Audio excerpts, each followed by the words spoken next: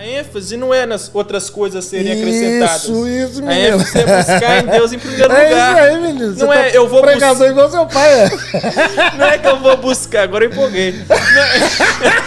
Não é que eu vou buscar para poder ter as outras coisas acrescentadas.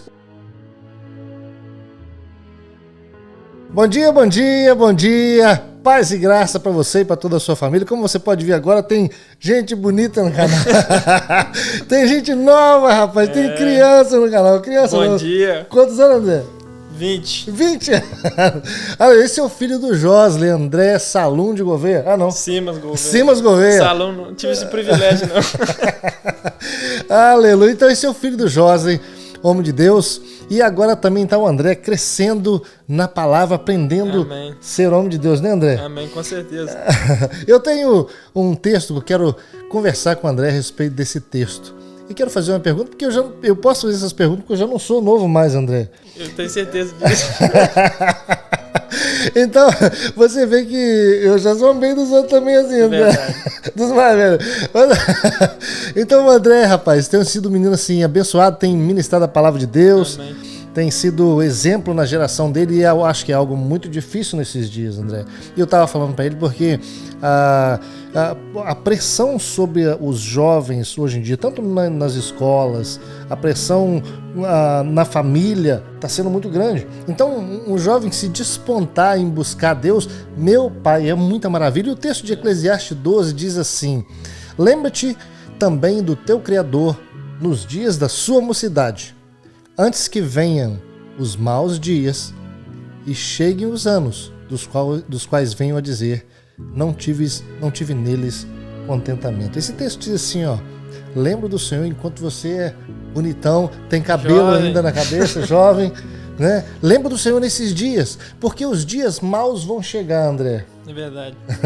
Os dias difíceis vão chegar. E aí você vai dizer, puxa vida, eu vivi a minha vida sem ter contentamento. E você, André? Você tem iniciado na palavra de Deus? Você nasceu no Evangelho? Sim. Já cresceu? Você teve a chance de desviar ou de fazer o que você quisesse com a sua vida, correto? Com certeza. E por que você decidiu? Quem foi que te induziu a aprender a palavra de Deus? Se eu posso dizer induziu, mas quem te levou a entender a palavra de Deus de tal forma a você não desviar dela? Sim. Então, Davis, com certeza, hoje, né, é muito incomum, é difícil pessoas de qualquer idade, especialmente da minha, né, buscarem a Deus.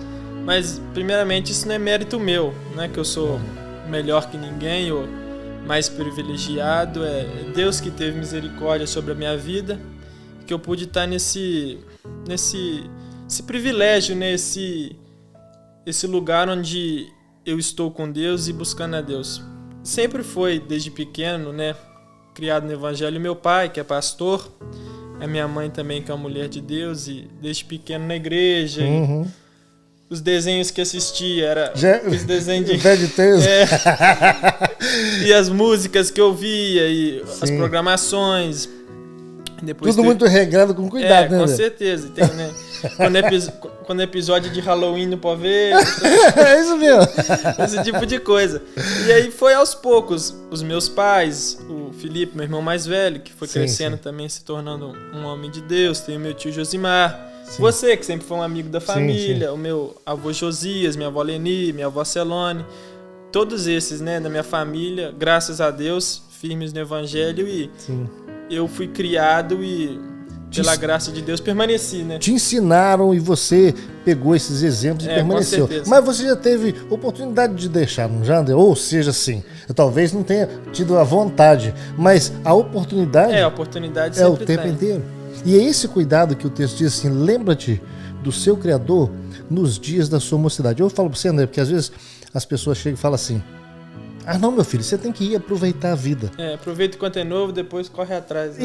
Isso, exatamente, aproveita exatamente. Só que a questão é a seguinte, o texto diz exatamente ao contrário. Fala assim, lembra do seu Criador nos dias da sua mocidade. Sabe por quê, André? Quando chegar o tempo difícil, você vai falar assim, puxa vida, rapaz, eu deveria ter buscado a Deus, eu deveria ter mantido, poxa, meu pai me ensinou e agora olha a minha situação. Você, igual o filho pródigo, né? Igual o filho pródigo. Mas você não vai ter, graças a Deus, em nome de Jesus, você não vai ter esse desconforto. Sabe por quê? Você vai permanecer firme. Seu irmão, homem de Deus, Felipe, amo o Felipe, o irmão dele já é casado, né? Já. Homem de Deus, hoje ministra para um grupo de jovens lá em Muriel, né? Lá no Brasil. Então agora também tem o meu filho que está aqui, Samuel. Então Deus está fazendo uma obra nessa geração. É difícil. E na sua escola, André, o que você faz para você permanecer firme? Nas oportunidades que vêm, namoricos ou essas coisas assim, porque eu sei que tem muitas coisas, muitas ofertas. O que você faz? Você porta diferente? Então, Davidson, é muita coisa, né? As portas. Eu acho que para qualquer jovem cristão já é difícil. Mas, sim, assim, eu sempre fui bem, como é que eu posso dizer? Popular, extrovertido, amigo de todo mundo. Brincalhão, amigo de todo mundo, na escola. Vocês não sabem.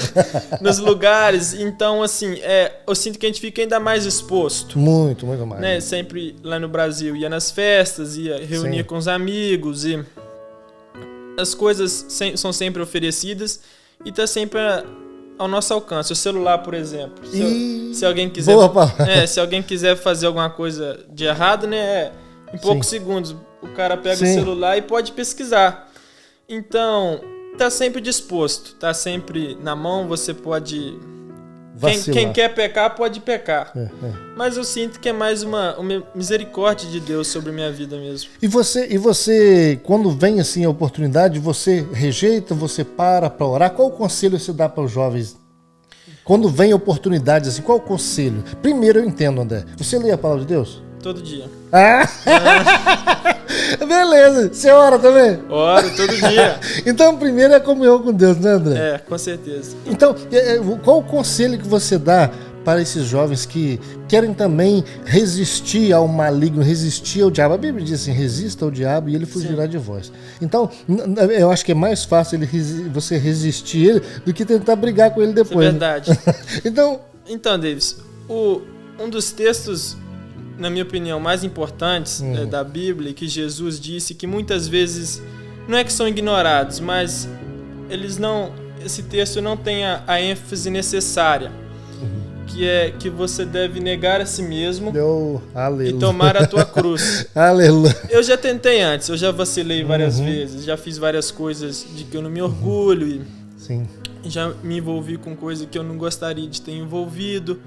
Mas é impossível, Deus, você viver com um pé no mundo e um pé no céu. Ou com um pé no mundo e um pé no reino de Deus. Isso. Chega um momento em que você tem que negar a si mesmo e tomar a sua cruz. Você tem que... Essa é uma boa palavra. Eu sempre tentando, aqui, domingo tem o culto, e em casa eu posso ser crente, mas às vezes, nessa festa aqui eu já não vou ser tão crente.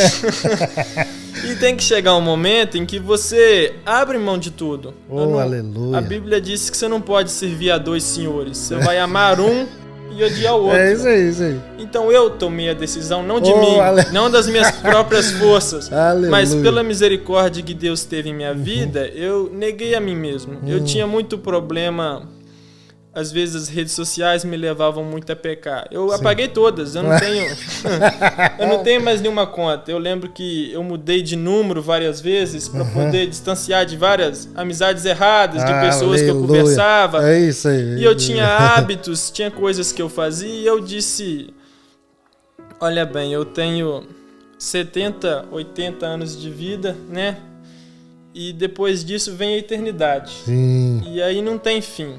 Então o que é esses poucos dias na Terra em comparação ao que vai vir pela frente? Aleluia. Imagina, Davis, naquele dia, às vezes no dia do julgamento, eu chego e vamos supor que Deus tem um tempo, abre um livro e vai ver quanto tempo eu gastei com cada coisa. Imagina a vergonha em saber que eu gastei muito mais tempo vendo o TikTok do que orando. Pra todo mundo isso aí, tá? Não é só pra jovem, não é pra todo mundo. Assistindo futebol, que eu particularmente gosto, do que lendo a Bíblia. Se a gente nasceu de novo do Espírito de Deus, glória. Se a gente busca a Deus em primeiro lugar, todas as outras coisas vão ser acrescentadas. Isso, mas muitas vezes esse texto é abusado. Diz, né, pra gente buscar a Deus em primeiro lugar e as outras coisas vão ser acrescentadas. A ênfase não é nas outras coisas serem acrescentadas. Isso, menino. A ênfase é buscar em Deus em primeiro lugar. É isso aí, menino. Não é, eu vou buscar igual seu pai. Não é que eu vou buscar, agora eu empolguei. Não é que eu vou buscar pra poder ter as outras coisas acrescentadas. O primeiro é buscar. Eu penso sobre, né, um dia se eu vou ter minha casa, onde eu vou morar, com quem eu vou me casar. Eu tenho vontade de casar um dia, de ter filhos. Sim. Mas se eu buscar Deus em primeiro lugar, essas coisas vão vir naturalmente. Isso. Que adianta eu ficar com 100 meninas, 200 por ano e morrer sozinho? Isso, né? O que adianta eu...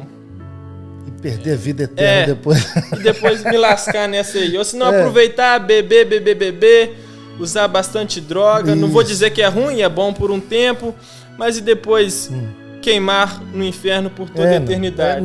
São coisas que muitas vezes são ignoradas, né?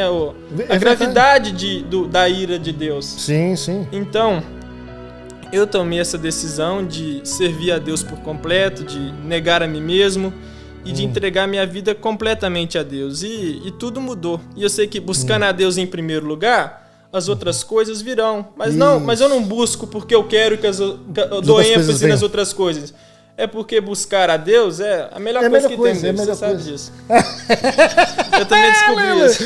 Aleluia, que você descobriu. Eu fiquei sabedoria, isso é a sabedoria. Sabe por quê? Porque você estuda a palavra de Deus todo dia, você começa a entender valores. Isso é verdade. Você começa a perceber diferença de valores. Poxa, você começa a entender que a palavra de Deus te dá comunhão com Deus, que a palavra de Deus te promete uma vida eterna, não uma vida passageira aqui. Ela te promete uma esposa maravilhosa, uma família maravilhosa. Ela te promete uma vida que não se compara com nenhuma outra vida que o mundo pode te dar. Ô Davis, e outra coisa também, além disso tudo, que é bem óbvio, eu acho que muitos jovens não seguem a Jesus porque não conhecem Deus. Não conhece. Ô Davis, eu tenho certeza que não tem um jovem que não sabe qual é a agenda LGBT, que não sabe o que essas pessoas correm atrás, o que elas querem promover. Não tem um jovem que não sabe quem é a direita, o que é a esquerda, qual ideal político cada um tem. Tem muitos jovens, Deus, que nem sabem quem foi Jesus, nunca leu um evangelho, não sabe que Jesus disse que ele é a verdade, o caminho é a vida, que os mansos herdarão a terra, que os pacificadores serão chamados filhos de Deus. Isso. Então, eu sinto que tudo é falta de conhecer, né? Com certeza, Deus. Se o evangelho fosse pregado mesmo e as pessoas pudessem ver quem é Jesus e conhecer de verdade... A decisão era fácil. Era fácil, Deus.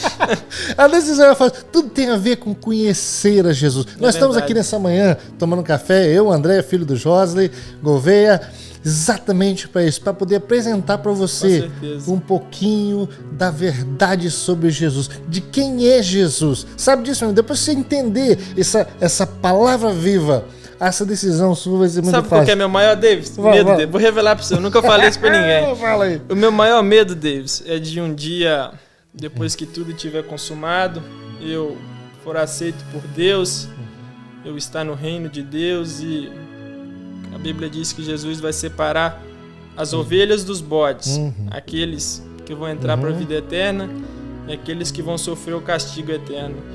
Deus, sem brincadeira, o meu maior medo é de ver os meus melhores amigos, os meus parentes, tios, primos, primas que não conhecem a Jesus. Os meus melhores amigos, eu tenho amigos que são como irmãos no Brasil, e eles olharem para mim e devem dizer, André, puxa vida, você sabia disso tudo? É uma responsabilidade, André. Você sabia o que ia acontecer?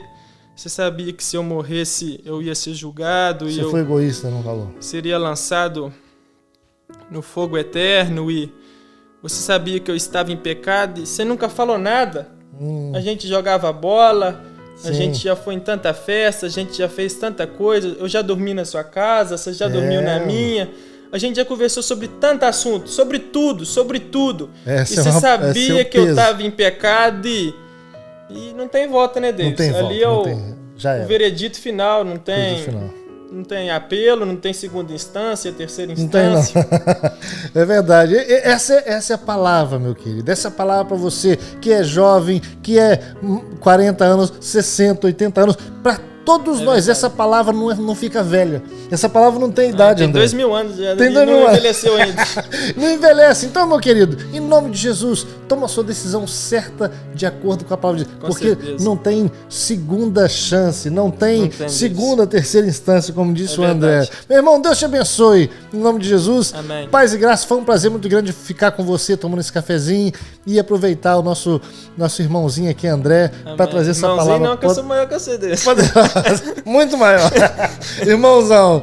Paz e graça, meu irmão. Deus abençoe. Deus.